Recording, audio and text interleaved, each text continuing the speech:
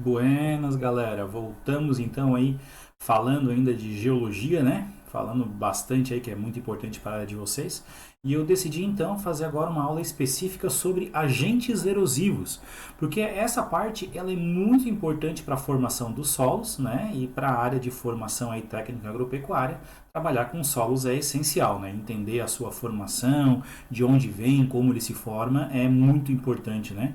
Enfim, então essa aula até ela vai ser um pouco mais curta que a anterior, eu dei uma importância também bem grande para a questão do ciclo petrogenético, né?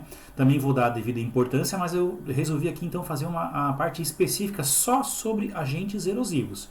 E obviamente, se a gente está falando em agentes erosivos, a gente está falando em erosão, né? Erosão, substantivo feminino, processo ou resultado de desgastar-se lentamente, corrosão. Tá? O lentamente aqui na geologia até não é muito certo, porque esse processo de erosão ele também pode ser provocado de forma rápida, ok?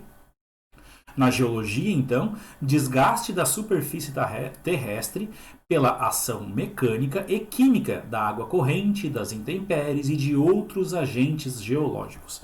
Então, na verdade, a gente sabe o que é erosão, mas o que provoca? Quem provoca a erosão? Né? A gente já viu na aula sobre o ciclo das rochas, quem é que provoca, que é o intemperismo, né? Ou a meteorização, né? Também falada.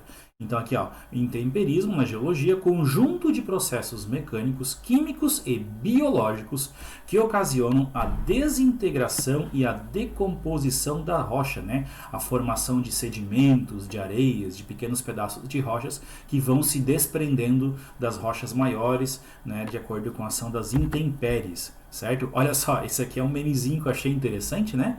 Olha só o que a gente pode resumir a erosão, né? Líquido composto de hidrogênio e oxigênio sobre rigorosa superfície rochosa. Após constante movimento de contato, virá a danificar a mesma. Né? Em outras palavras, água mole em pedra dura, tanto bate até que fura. Né? Isso aqui é a essência dos processos erosivos, certo? É um ditado popular, né, que da insistência até tu conseguir o teu objetivo, digamos assim. Mas ele é muito aplicado na questão da geologia também, aqui na questão do que a gente está explicando, certo? Porque quando a gente observa, por exemplo, uma goteira, né, digamos aqui tem um prédio, aqui tem uma goteira de um ar-condicionado. Aonde tem a goteira, a calçada começa a se danificar. Só que essa calçada ela começa a se danificar ao longo do tempo. Né? Não é uma goteira de um dia que vai danificar a calçada, mas ao longo do tempo, de tanto pingar, vai erodindo. Aqui a gente está falando de uma construção artificial, no caso, né? Mas a própria natureza tem os seus exemplos. Né? Qual é o lugar mais fundo de uma cachoeira? É onde cai a água da cachoeira, porque de tanto a água bater na rocha que estava aqui no fundo, certo? Ela erodiu essa rocha e provocou aqui então a erosão da mesma, né, formação de pequenos pedaços de rocha, que vai se tornar futuramente um seixo rolado, que a gente viu na última aula, né, vai erodir essa rocha de outras formas, até ela diminuir a pequenos grãos, a pequenos sedimentos, a pequenas areias, certo, gente? Então, a partir de agora, o que a gente vai começar a ver são alguns exemplos de erosão, né? Que na verdade a erosão é provocada principalmente pelo intemperismo ou meteorização, né? Processo de decomposição da rocha ou dos solos também, né? Não é só a rocha em si que sofre o processo de erosão, o solo depois de formado ele também sofre, né? E é um dos que mais sofre facilmente o processo de erosão, já que ele não é tão compacto, tão compactado quanto uma rocha, né? No que diz respeito aos seus componentes, né? E tudo isso está exposto à atmosfera. Estando exposto à atmosfera, a gente tem os agentes aí externos, né? Que são os principais provocadores do processo de erosão, que pode ser químico, né? Que é quando acontece a desintegração da rocha pela ação da água. Físico, desintegração da rocha devido às oscilações de temperatura, e biológico, ou biológico também, de desintegração das rochas devido à ação dos seres vivos. Na verdade, quase todos eles andam juntos aqui o tempo todo, né? O biológico aqui que é um pouco diferente, mas o químico e físico geralmente andam juntos aí nesse processo de erosão. Então, quanto aos processos de erosão mais conhecidos que a gente começa a falar aqui, ó, sobre erosão fluvial, erosão dos rios. Essa figura eu já usei para explicar a erosão no ciclo petrogenético, né? Que aqui a gente tem uma erosão provocada pela força da correnteza dos rios. Lembra que, novamente, a gente tem que falar em escalas de tempo muito grandes, né? Em eras geológicas, períodos geológicos, centenas, milhares de anos aí para acontecer esses processos. Ou seja, o rio, em algum momento da história, ele passou aqui por cima, aqui, ó, mas ele foi escavando, foi passando. Teve momentos que tinha mais água, tinha momentos que tinha menos água, tinha momentos que a correnteza era maior. Então, durante esses períodos, ele foi provocando a erosão da rocha aqui, que aqui a gente até está falando, né, de arenita, uma rocha mais frágil até, mas mesmo que sendo uma rocha mais frágil, demorou alguns milhares de anos para provocar esse processo de erosão. E todo esse material que foi erodido aqui, o rio carregou para algum lugar. Certo? O material não está mais aqui. O rio mesmo, conforme ele foi erodindo, foi carregando.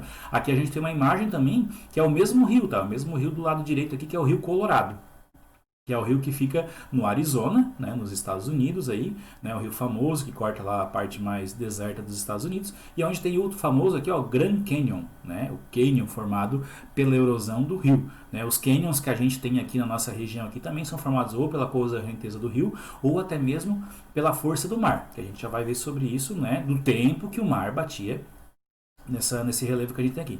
Então a gente até quer um exemplo aqui, ó, curso superior, curso médio, curso inferior, tá falando um pouco mais a questão da velocidade das águas do rio. Um rio que ele é muito encaixado, que ele está bem encaixadinho assim, geralmente ele tem correnteza mais forte, o fundo é mais pedregoso, e aí sim, se ele é mais forte, mais violento as suas águas, no que diz respeito à sua rapidez, ele tem um poder de erosão muito maior, de carregar o material muito maior. O curso médio ficaria, né, um meio termo entre um rio muito rápido e um rio que tem as águas mais lentas. Então ele não tem um poder erosivo tão grande, né? A água batendo nas suas encostas ela bate de forma mais devagar, assim dizemos, né? Podemos dizer assim. E aí não tem esse poder de erosão tão grande. Mas acontece uma coisa chamada a acumulação, a deposição dos sedimentos no fundo, certo? A gente chama isso de assoreamento. É uma forma muito boa de não deixar provocar o assoreamento, né? É a preservação das matas ciliares, aquela vegetação que tem na lateral dos rios, que aí não deixa erodir tão fácil e aí não provoca o assoreamento do rio, né? Que é a deposição de material, de sedimento, de areias no seu fundo. Certo, gente? Um outro tipo de erosão, a gente tem a erosão pluvial, a erosão provocada pelas chuvas, né? Que tem tudo a ver com a erosão fluvial. Por quê? Porque é a força das águas também que vai provocar essa erosão. Só que essa água não é uma água corrente de forma intermitente. É quando acontece a chuva, dependendo do volume de chuva, provoca uma erosão mais visível, assim, digamos. Vocês já devem ter ouvido falar essa palavra aqui, ó, vossoroca, né? Substantivo feminino. Né? Na geomorfologia, ou seja, no que diz respeito às formas geológicas, né? É a escavação no solo ou em rocha decomposta, né? Causada pela erosão do lençol de escoamento de águas pluviais, também chamada de bossoroca, buracão, vossoroca. O vossoroca é o mais comum. É isso aqui, ó, gente. Ó. É quando a gente vê aquela situação. Isso aqui é uma situação que não precisa acontecer, demora milhares de anos para acontecer. Ela pode ser quase que de forma instantânea a partir do momento que acontece uma chuva de grandes proporções, né? Uma chuva de grande proporção aí e um solo desprotegido de vegetação, que pode acontecer tanto de forma natural como de forma artificial, quando tem o desmatamento provocado pelo ser humano, né? Provocar então esse carregamento, a gente chama isso às vezes de lixiviação, né? A lixiviação, que é carregar todo aquele material, às vezes que tem ali, que é um material fértil, e aí a facilidade com que a água das chuvas corre por não ter nenhuma barreira de vegetal e tal, acaba escavando essa terra, né? Aqui numa estrada e tal, aqui num ambiente mais rural, acaba provocando essa valeta, assim, podemos dizer, que na verdade a palavra correta é vossoroca, certo? Bom, a gente também tem a erosão por abrasão marinha, né? Ou seja, ondas e marés. Aqui a gente tem a praia de Jericoacoara, no Nordeste, né? Considerada uma das praias mais bonitas, mais belas do mundo, né? Realmente ela é fantástica, né? Mas enfim, o que provocou esse paredão aqui, ó? Esse paredão aqui foi provocado pelas ondas do mar. E aí eu coloquei aqui um lugar bem próximo da gente que também tem a mesma situação, né? A Praia da Guarita, aqui em Torres, próximo ao Instituto Santa Rosa, a gente tem a Praia da Guarita, tem esses paredões aqui, né? Enfim, quando é mais para o interior eles chamam de escarpas, então. Mas nessa situação que a gente está vendo aqui, a gente está vendo que isso aqui foi formado pela força das ondas. Ah, professor, mas não bate onda aqui, não tem mar aqui, o mar está mais para trás. Não, é do tempo que o mar batia aqui. certo? Há milhares de anos atrás, isso aqui até chegou a ser parte de fundo de mar, né? E aí, com o tempo passando, o mar foi recuando, certo? E aí, no tempo que ele batia aqui, foi ele o principal responsável por provocar essas mudanças, né? Então, tem que entender a história dos milhares de anos, né? Para ter compreensão melhor dessa situação. Bom, também, em situação de milhares de anos, a gente também tem que ter isso em consciência quando a gente fala em erosão eólica. A força dos ventos também é capaz de provocar erosão, né? Assim como eu falei na aula anterior sobre ciclo petrogenético, quando a gente olha essas formas aqui, tu tenta explicar como, é a força do vento. Mas não é o ar em si que provoca isso, né? É todas as consequências que um vento mais forte é capaz de provocar. Por exemplo, um vento mais forte, ele carrega sedimentos, ele carrega areias. E essas areias, com o passar do tempo, durante milhares de anos, né, lembrando, água mole em pedra dura, tanto bate até que fura. Né? Mas usando agora, ao invés de água mole, a gente usando a palavra vento para carregar esses sedimentos, os sedimentos de tanto bater nessas rochas aqui foram moldando elas ao longo de milhares de anos, né? E obviamente são fontes de sedimentos também, porque conforme elas vão sendo deterioradas pelo tempo, né, pelas intempéries, elas vão gerando também mais sedimentos, né? A gente também tem a erosão glacial. A erosão glacial ela acontece especialmente na razão química, né? E física também, na relação com a água e na relação das trocas de temperatura, quando a temperatura é muito baixa, quando é uma temperatura mais alta, fica trocando calor e frio, e aí acontece às vezes situações de um choque térmico que a rocha não resiste, acaba se rachando e assim por diante, né? Assim como a própria força da gravidade, de um desprendimento de uma geleira, alguma coisa assim que gera uma onda. Então todas elas são relações com processos de erosão, né?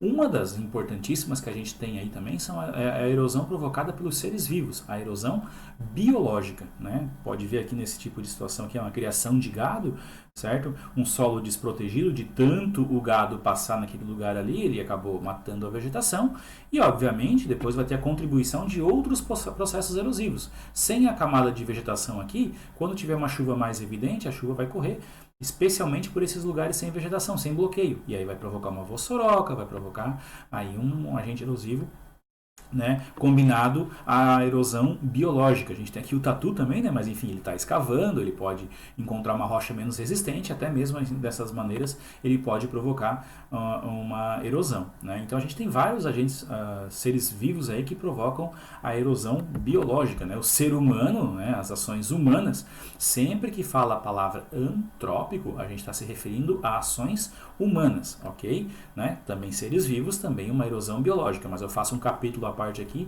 sobre a erosão provocada pelo ser humano, porque atualmente ele é um dos seres, ele é o ser, né, obviamente, que mais provoca alterações aí na superfície. E aí erode bastante aí a superfície de acordo com a sua vontade, né?